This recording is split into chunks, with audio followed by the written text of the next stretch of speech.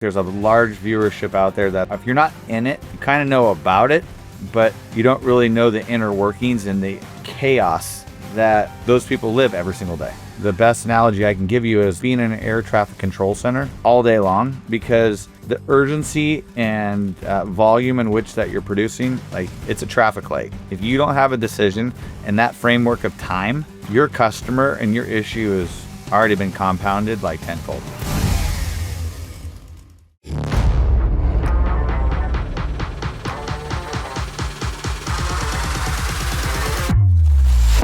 Hey everyone, welcome to Beyond the Build, the podcast where innovation meets collaboration in the world of construction. We bring together thought leaders and industry experts to explore the cutting-edge ideas transforming construction equipment, supply chains, building materials, and workforce productivity. This podcast is proudly brought to you by Faro, the revolutionary last-mile logistics platform, redefining how high-value, time-sensitive construction deliveries get done. Need it fast? Need it right? Faro.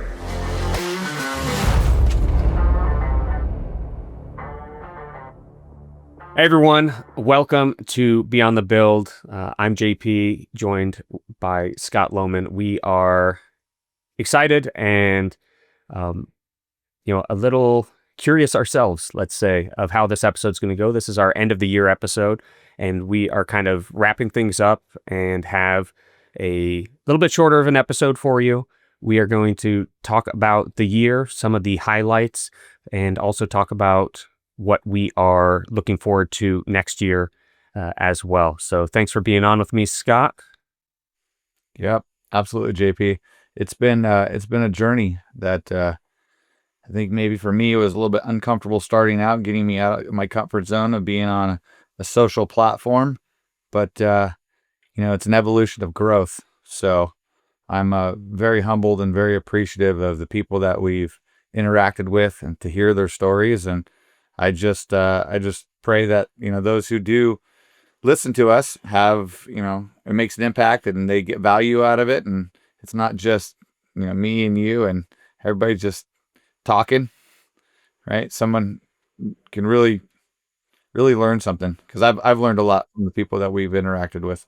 Yeah, that's definitely been a really cool part of this. And I, a year ago would have never guessed that this is what, or at least one of the things that we would be doing is getting to talk with such a varied volume of guests. I mean, we've spoken with 25 plus individuals over the past year, and across so many industries and disciplines in the US and in, other countries, in Canada as well. And just touching on so many different facets of construction. And for me, like, I feel like the idiot in the room because and it's an opportunity too, because I get to come to these conversations with kind of the utmost curiosity. I'm a guy who likes to know about everything, as we know, and as you've discovered recently. For those who don't know the inside joke, we did a internal, what was it called? That, like, the kind of a culture assessment. So I learned a little bit about myself, that I like to be the expert, is one of the things that was noted to me, which actually makes sense, because I really like learning everything about everything, or at least a little bit about everything. So rounding that off to being a part of this podcast, that has been a really cool experience to be able to kind of scratch that itch a bit and talk to so many people and learn bits about an industry that I am a part of, but have so much room to learn about. And that's been really cool. It is. I mean, to genuinely understand people's story, even if you're just getting a small fraction of the story, I think that's super humbling. And I reminded of a story of, like, before I started Faro, I spent over 2 decades in the equipment rental industry. And when I got out of I wouldn't call it comfort zone, but my sphere of influence, and I started interacting with people outside of the industry, you would give them a little bit of a taste of what you do. Like, so we were in rental, right? And they'd be like, oh, it's like tables and chairs and stuff. And I'm like, no, not so much of that. Like, big construction, like, is that a big market? And you're like, I mean, the company I work for does about $30 billion a year. And they're like, what? I mean, you think about how many people that we interact with at whether they're school functions or holiday parties or even relatives that we see maybe once or twice a year, or in some cases once every 5 years, right? To say like, what do you do every day? Like, I know you pay bills and you've got to do something with your time, but like, what do you actually do? Right? And I remember reflect back to one of the episodes, like, for instance, we did one on rail, right? Rail logistics. I mean, railroads have been around for how many, I think over 100 years or even more. And you kind of lose sight of it with all the electric cars and data information. You're like, "Oh yeah, it's still out there?" You're like, "Yep, it is. It still moves the It's goods." still out there, and it's still arguably the most economic way to move stuff there is. Right. And if you think about it, if we never had that conversation, when's the last time you went to a gathering and you talked to somebody about that? I mean, it was kind of like, oh, okay, reshift the lens and really go back to reappreciate the stuff that's not in our field of influence or actually our vision. Yeah. So, Yeah. And on that topic, it's funny because in preparation for this episode, I was watching some of our clips and some of our guests, and I kind of made a list of those who I enjoyed or found the most memorable for me personally, and I'm sure you have some in your head as well. And you said almost not word for word, but pretty dang close. I mean, Scott, not to put you under the bus a bit, but occasionally you'll say the same thing in some of our podcast recordings or something very similar.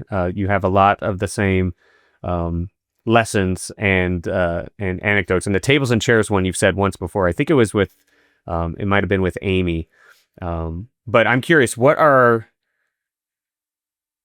I guess, your top moments of the past year in terms of, guests that we've had on? I know that's, we don't necessarily have to start at the top, but what's one that comes to mind? And I'd love to share a little bit, with each other about what really stood out to us and why. oh man, I think there's just so many. And it really sometimes it lands based on where you're at in that moment, right? What's going on in your work and personal life, right? The anchor that you can always go from the human experience is Rena's, telling her story about her son, and losing her son on a construction job site. I mean, talk about getting like right to the core. I think that's one of my most memorable just because it really humanizes our industry and makes you reflect on what's truly important. So that was a huge one for me. Yeah, I remember that day very well now, because if you remember, we had an order here in Phoenix that I ended up needing to grab and bring out to a location up in Surprise. And so I was a little late to our podcast. Not only that, I had to do the podcast from the car. And you started the podcast without me, which was what the plan was.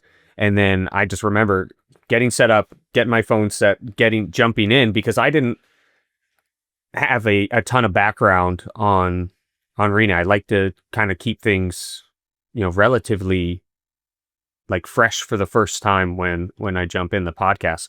And I just remember coming into that and like, I was stressed about the order. I was stressed about being, late to the podcast and late for kind of an important meeting.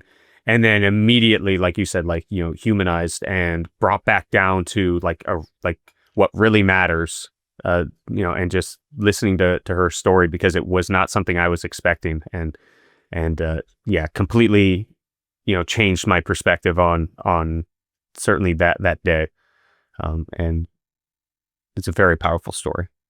I mean, it is. And it's like, when you take the time to listen and someone is vulnerable enough to share with you, a tragedy like that, like, I know I'm never going to forget her son's name, Justin, never had the opportunity to meet him. But the fact that Rena was willing to share that story, not just with us, but with a ton of people this is over now her, and over and over again. Exactly. Like, she has made it her mission to Yep. make this happen less. Yep. to help others. Yeah. And Yep. and that going back to the human experience, I don't mean to sound super harsh, but we got a lot of first world problems going on. And I'm calling myself out and everybody else like, oh my gosh, my life is crumbling. It's like, is it really crumbling? Or are you just really uncomfortable? Think about the opportunities that we get to actually add value to our families, our communities, to our work.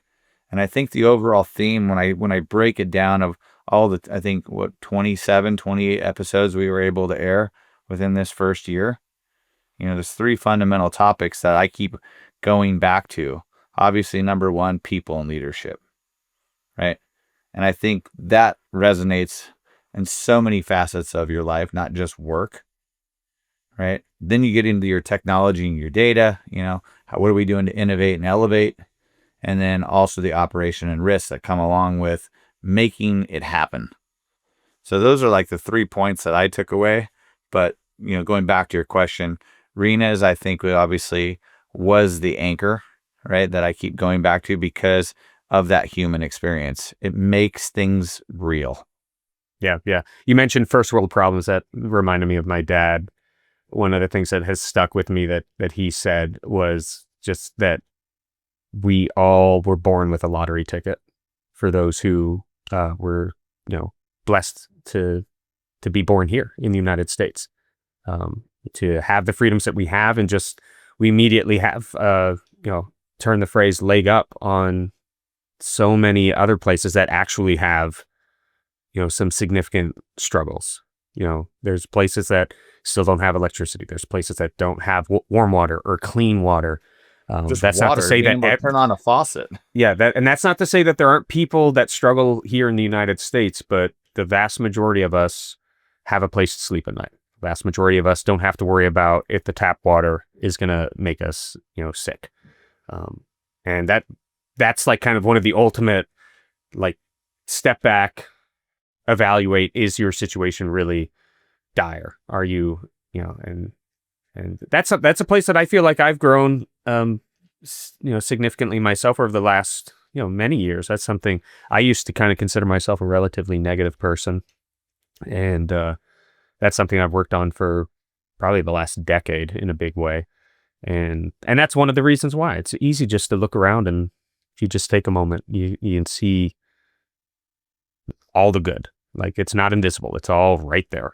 You just got to open your eyes a little bit and usually just get out of your own way. You're usually just kind of standing in your own shadow, and you're like, sulking a little bit.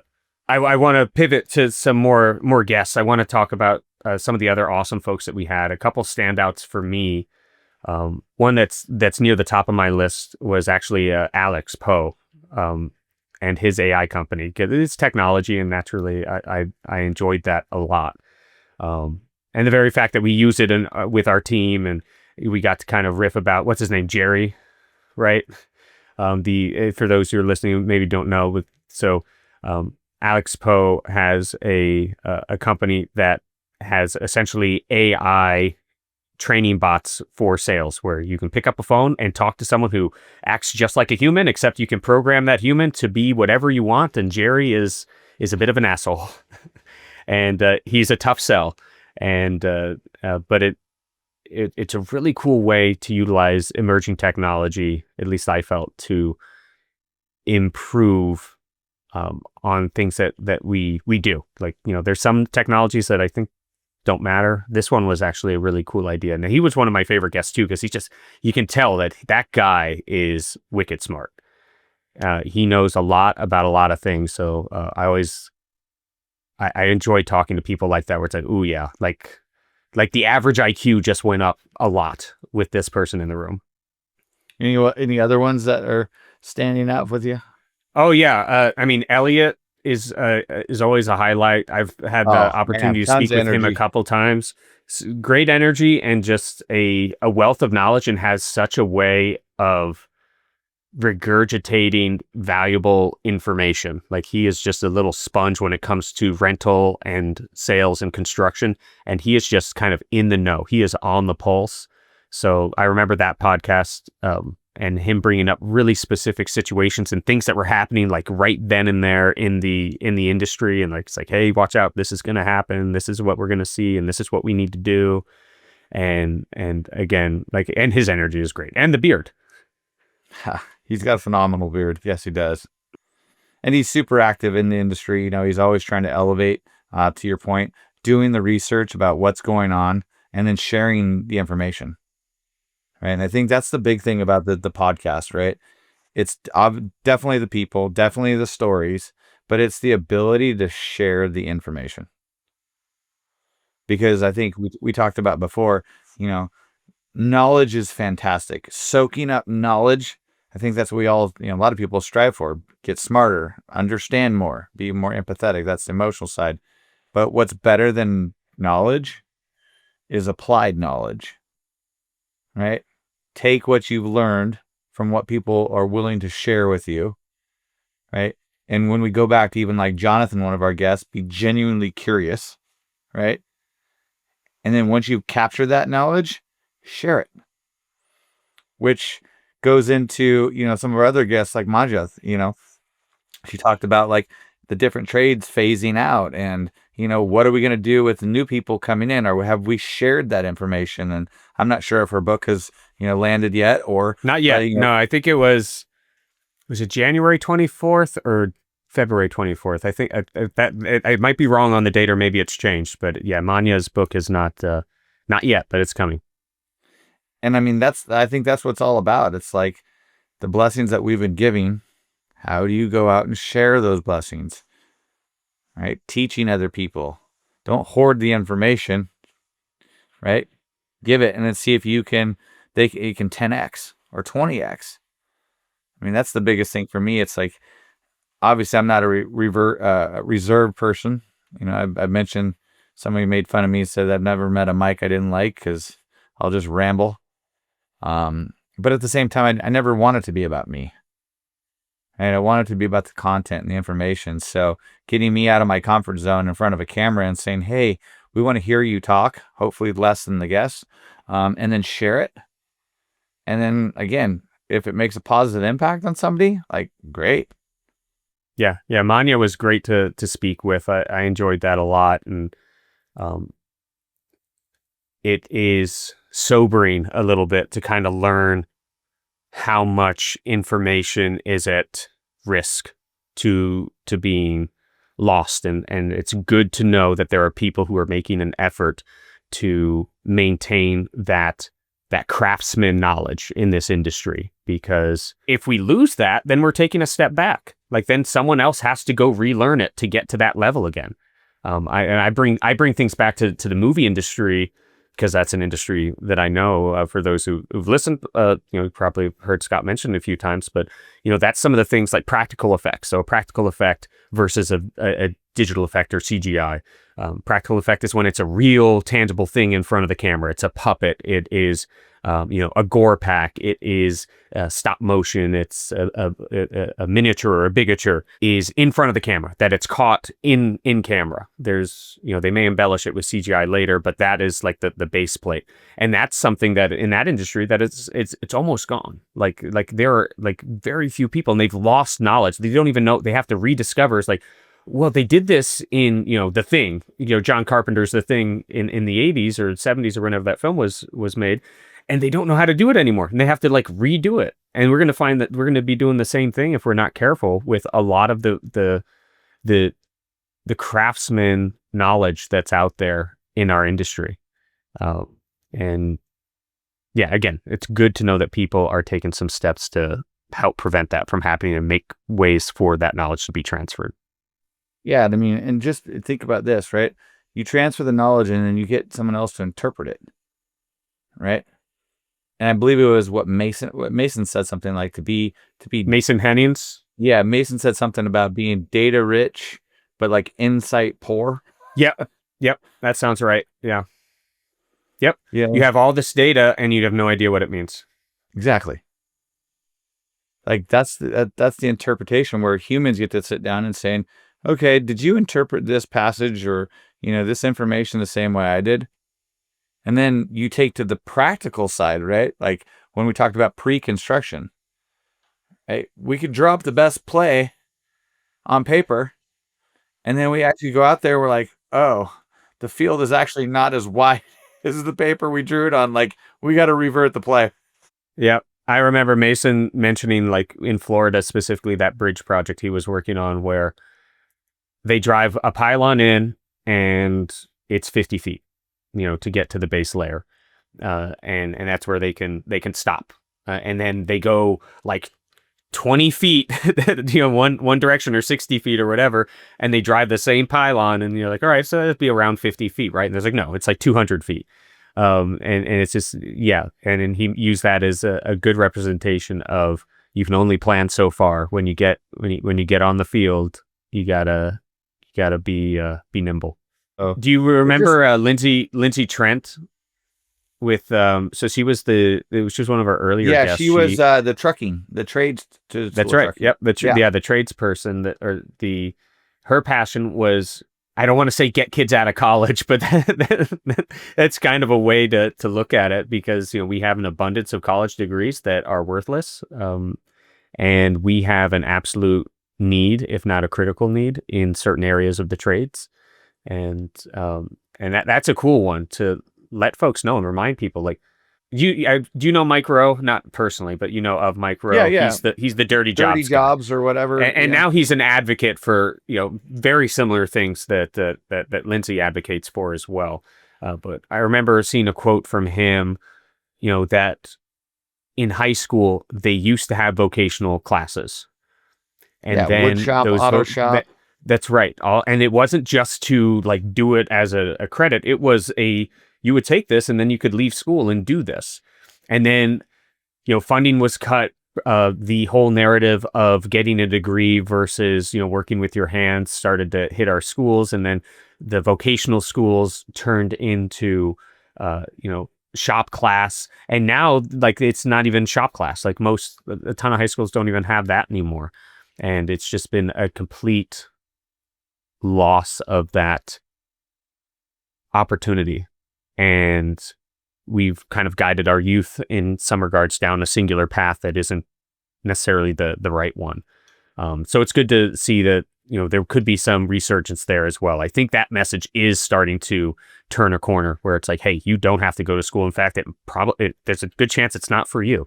Work with your hands, or find something that is outside of a degree that, brings you satisfaction and also a paycheck. We have to recognize these buildings, this innovation we've experienced, it doesn't just get created out of thin air, right? If you see a green construction fence going up, and then 8 months later you see a building that's got 30 stories, you're like, it didn't just manifest through like a computer program or 3D print itself.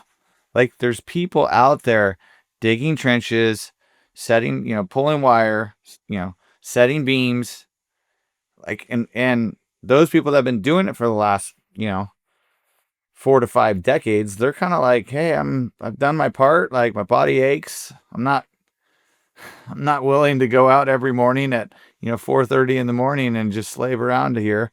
And you're asked, well, then who's going to do it? Because there's not a long line of people that are standing up and say, hey, put me in. And what we're seeing with the AI boom, although just like the internet, it's going to accelerate our ability to produce faster in some cases. But I don't know if you said it or someone said it on a podcast, but it's like, what becomes the point where, technology limits our, I can't remember who said it, how they said it. Is it like, I think you said, like, is it making us dumber to where, like, we don't have to even think anymore? We just ask a bot or a robot and it processes information for us. So, like, if that went away, we're like, I don't know what to do. Kind of like right now, if your internet signal goes down or you don't have power for like a couple hours, you panic. You're like, oh my God, my life's going to end. It's like, Yep. Why we become complacent with a walk? Yeah, we become complacent, and it may have been me who was kind of citing something that I read recently, is that there's some early studies about AI, and those who use it a lot have a diminished memory and critical thinking, more or less, is what some of the initial studies are showing as a potential negative impact that we need to keep an eye on. Yeah, it's like how are you going to perform in a conversation or a situation when you don't have the power in the internet? Like you have to be able to articulate an idea and a thought without some type of assistance. Like use your brain, right? Your experience, what you've been taught, not what you can just regurgitate, and make a decision. So I think I was talking to a buddy the other day, and he made a comment that like with all the AI coming in, we're starting to see companies that say we've got a lot of positions that aren't really necessary, that have been hyperinflated. And they're going to say, we can lean out. We don't need as much headcount. Right? And it's not that the job market is terrible. Like people will panic and say, oh, the job market it's terrible out there. It's like, well, not really. It's more like resetting itself. Right? Going back to the 50s, in the 60s, where you had to start and like, okay, I'm gonna be a plumber, I'm gonna be a tradesman, I'm gonna work myself, up, and different occupations are gonna come back around that weren't there again. Because there's a lot of people that are just like in these positions that they're starting to realize, hey, we now have created an AI system that can do all that stuff. And what life skill do you have now? Like, it's not the job market is terrible. It's we just realized we got a lot of waste. And now you got to reset. And now you got to go back to those trades and reestablish the job market. Maybe it starts at a different level than what you're doing. And that doesn't mean to pick on people that are like, yep, it won't be easy for a lot of folks. Like it will be uncomfortable. And I mean, everybody has a life skill, right? If you're a salesperson, you have the ability to influence people and make them feel better about the decisions they're making, right? That's still a skill. But or in operations where like I do Excel spreadsheets and I analyze data and stuff like that. Yeah, that's a life skill. But you also got to remember that like there's going to be computers that can compute that information in about half of a second, when it's taking you, who might have mistakes, and now what are you going to do? I'm 55 years old. I've been doing this for X amount of years. Now they don't have a need for my position. How do I reinvent myself? Scary. Yeah.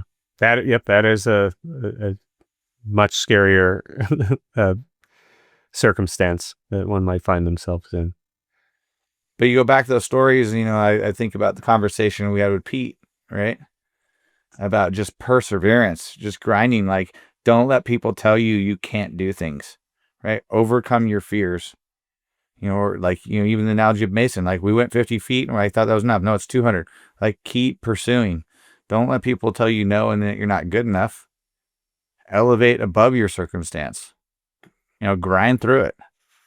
Yeah. Speaking of Pete, why did you want to bring him on? That was kind of a surprise guest for me because he's not associated with our industry in a significant way. And that's not what the topic of the discussion was anyway.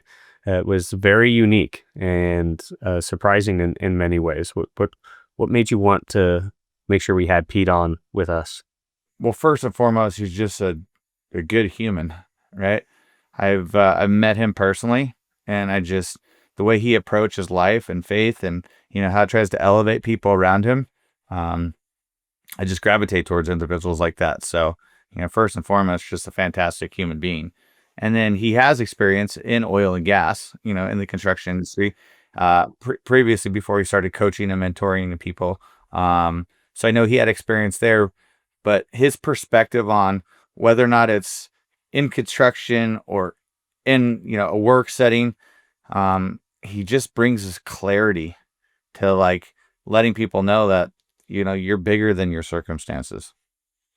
And I think that just resonates among a lot of people, both in a personal and professional, realm. And I thought, he's a great, be good for conversation, and he's got a good story. And, like I said, I gravitate towards humans like that can rise above, right, the issues that they're encountered in. And And then again, like Elliot and everybody else, sharing and wanting to give back. And, those are the people I think that we should give more microphones to, if you know what I mean.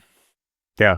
Yeah. He was an interesting guest, and again, unexpected, because I kind of go into some of these, a little, intentionally blind to try and just not come in with any like preconceived notions, and his was very interesting, and unexpected.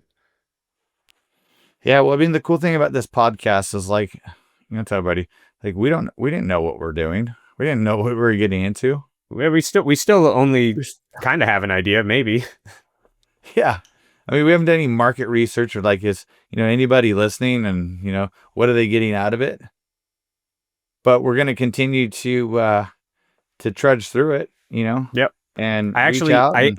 I even pulled up some numbers, just as a kind of a end of year wrap up. I thought it'd be interesting to kind of see what we've done in a year. So, I guess now's as good of a time as any. One metric is 26,327 downloads. So that's pretty cool. That's a good number. And then for YouTube, this is YouTube specifically. The other metric was for, kind of all of our other platforms with the exception of YouTube. But YouTube, we've had about 61,000 views on our content with a watch time of about 1,400 hours in the last year, which is pretty cool. So I'm not, I don't know what next year will bring. I don't know if these numbers are like good or not good. This is kind of just where we're at, but they sound cool. And the fact that it is a number more than zero is something to be at least a little grateful for. And, I think we both agree that we ultimately want to bring some level of value to people, that we want folks to get something out of this that is beneficial to them, whether it's about personal development or, like you said, in the industry, about leadership or operations, safety, technology. That's ultimately our goal here. Yeah, I mean, essentially we're asking for people's time, right? And time is not something that you can get back once it's spent. But for me, again, I don't know anything about social or podcasts. I was never a podcast listener. Heck, for a while there, I wasn't even a cell phone user. I mean, I was a cell phone user, but I'm not into the social media. What did you do last Thursday, and where are you at today? Like, just that's not me. And I always ask myself, like, what would I give 15 minutes of my time to? Right, it's the difference between the hook and then how do you stay. In sales, we call it the elevator pitch. Right, you got 10 seconds to get my attention, 30 seconds to keep it. But like, why would somebody carve out 15, 30, minutes of their day and say, you know what, I want to listen to this. And, oh, by the way, more importantly, I think I'm going to do it again, right? That's the real home run. Not just once, but again. And I was talking to my son, and again, this is going to date me and also show how dumb I am. But a buddy of mine had me on one of his podcasts, and he sent out one of the clips that we sent, and I walked into my son because it was about my son, right? And he's 13, and I always like to tell the story. He got on his school basketball team, and they sent out the list of who made the team, and he saw that he made it, and he took about a split second to be happy, but then immediately called all his friends who didn't make it and asked them how they were doing, right? And I told him, and I was like, I am so proud of you. Those are the areas of my life that I need to elevate. And so I shared that on a podcast, and I was showing him the clip of it, and I was like, came in, I'm all, hey bud, check it out. We're trending. And he was like, he looked at me, he's like, you got like 4 listeners. That's not trending. Yeah. Not quite. Hey, at least you didn't try and print it. At least you didn't come with a slip of paper, like that would really age you a lot worse. But he's looked at me, he's like, what are you talking about? So again, I don't know if this is landing, if it's making a huge impact, but at the end of the day, I just think, being able to meet like cool people with good stories, and, someone wants to grab and listen, like, fantastic. So looking ahead, 2026 is right around the corner. We have some changes that we're going to be implementing some new direction. We've basically taken some of the things that we feel like we've learned from 2025 and using that to improve our listeners' experience. So, what are some of the things that I know we both know what these are? I'm kind of just teeing you up. What is top of mind for you in the direction that we're taking in 2026? Well, what we want to really do is we want to focus in on our customer demographic that Faro, supports. And me, from my experience, where I was at was it's the rental industry, the equipment rental industry. I still think there's a large viewership out there that aren't, if you're not in it, you kind of know about it, but you don't really know the inner workings and the chaos that those people live every single day. The best analogy I can give you is it's like being in an air traffic control center all day long, because the urgency and volume in which that you're producing, it's a traffic light. If you don't have a decision in that framework of time, your customer and your issue has already been compounded tenfold. As much as we appreciate all the outside influences of what's going on in the industry, the leadership, we want to hone in on our customer demographic and saying what's going on within your sector of the industry. What does your dispatch boards look like?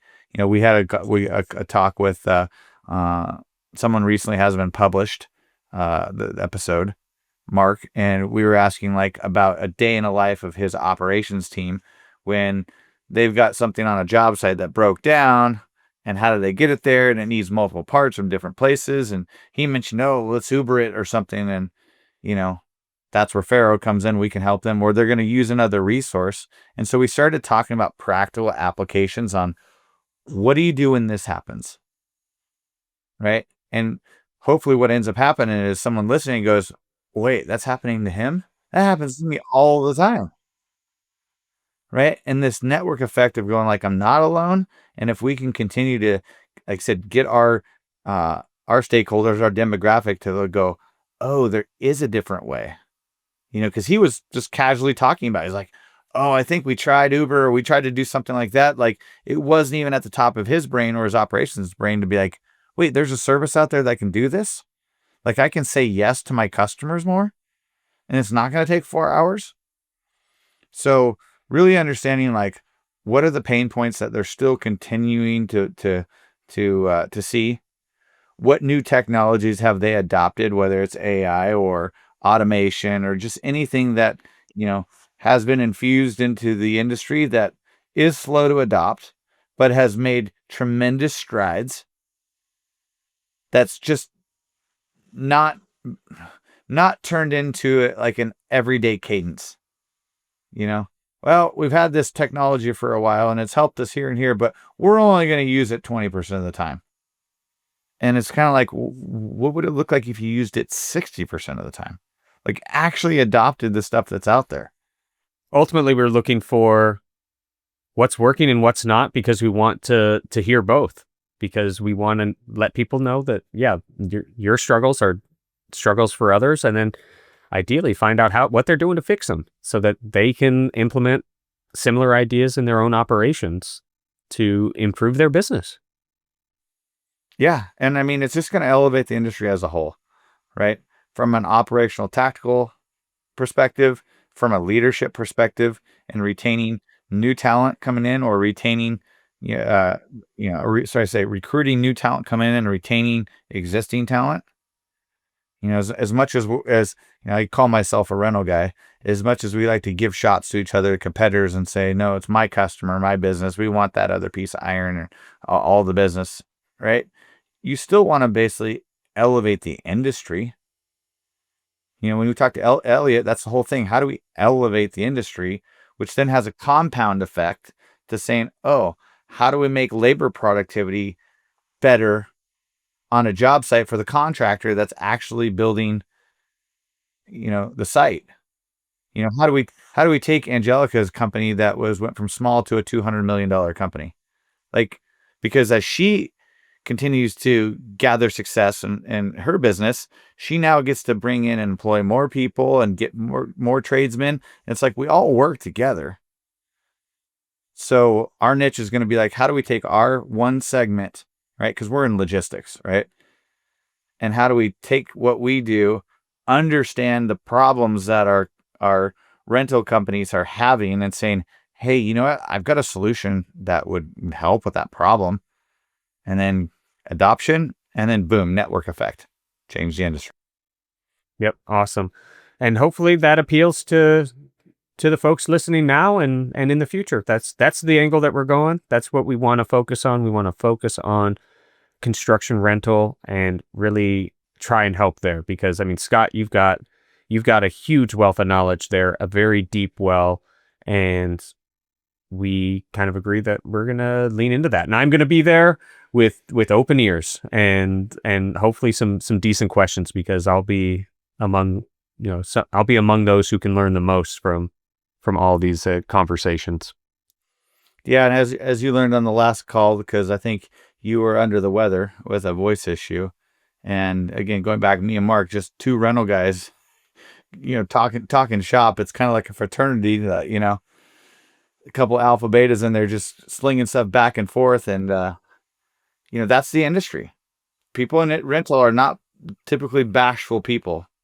And so what we're looking for is thought leaders, innovators, people that are good storytellers, right? That have influence in the industry, whether that means you're an outside sales rep, a service tech, a district manager, a branch manager, heck, even a region VP or higher. Like, tell us how you got there.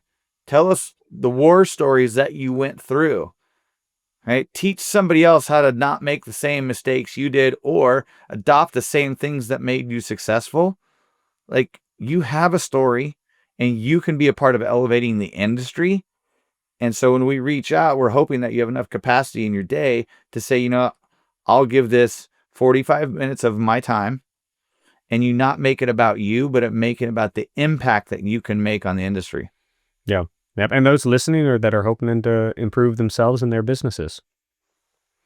Yep. And don't be intimidated if you are. It's we don't pepper you with questions. We have conversations just like this, right? And there's no wrong answers. So don't be intimidated to put yourself out there. And we don't talk any trade secrets too. So those with large corporations that think you have to run it by a media department because we're going to say something secret, no, we steer away from that. This is no different than a conversation that you would have at a barbecue or at the hanging off the back of your tailgate. We just want to hear your story. All right. Well, I want to pivot and kind of land this plane, is a turn of phrase that you use often, but I want to take a moment to reflect on the last year and just be grateful and thankful and appreciative of what we have been able to do. I mean, again, I think it's cool that I get to be here. I wouldn't have expected to be here a year ago.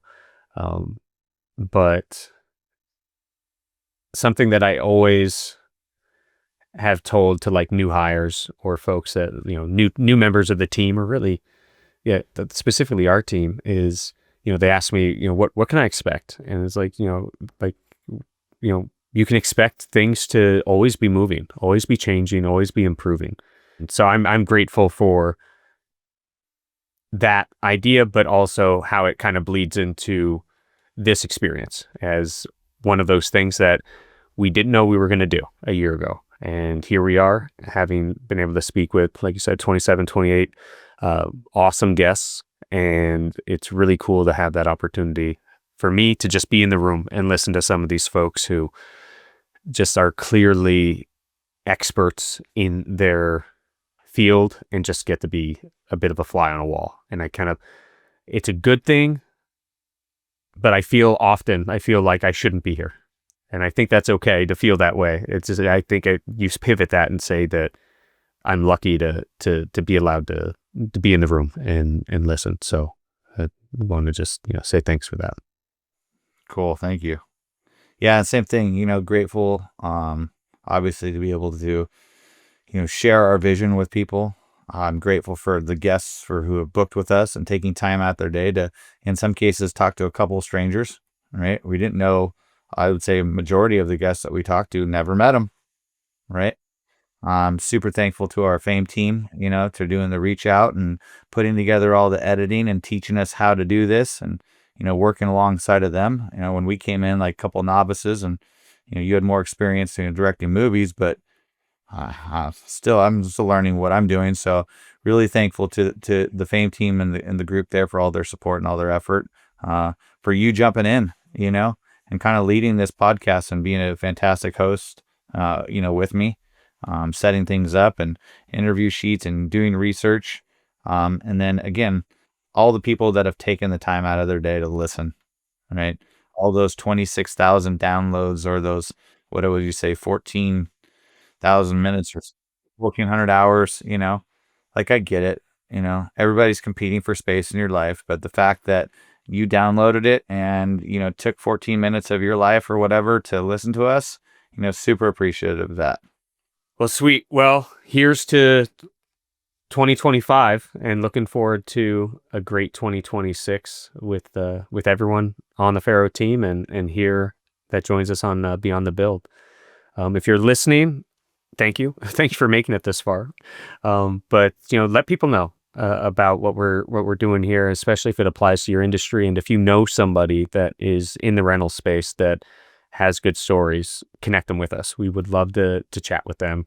Or if you feel like you're in a place where you have knowledge to share and experiences that you wish you had when you were maybe first entering the industry or starting a business, reach out to us. We'd love to potentially have you on and open up this platform to as many folks as possible. Yep. And JP, one last thing, if people wanted to submit like questions or something like that, saying, hey, I would be curious to see what JP and or Scout has to say about this topic, where could they send that? What I would say is just send them to me directly. I don't mind shooting out my email. So that's jp@faronow.com.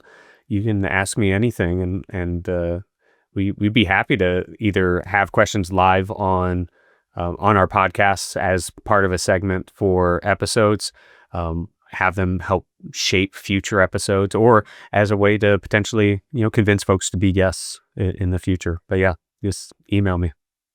Sounds good. Sweet. Well, thanks, Scott, again, and looking forward to seeing you in 2026. Thanks, JP. Well, everyone, that is a wrap for today's episode of Beyond the Build. We took away some real valuable lessons and insights, and I hope that you did as well. If you enjoyed this episode, we would ask that you subscribe so you can never miss an update. If you're a thought leader looking to innovate in the construction industry, let's talk. We'd love to connect and hear your thoughts. You can find Beyond the Build on Spotify and Apple Podcasts, plus anywhere else that you listen. And if you'd like to learn more about how Faro is changing logistics in the construction industry, please visit our website at faronow.com. Once again, thanks for tuning in. And until next time, be humble, serve others, and make an impact.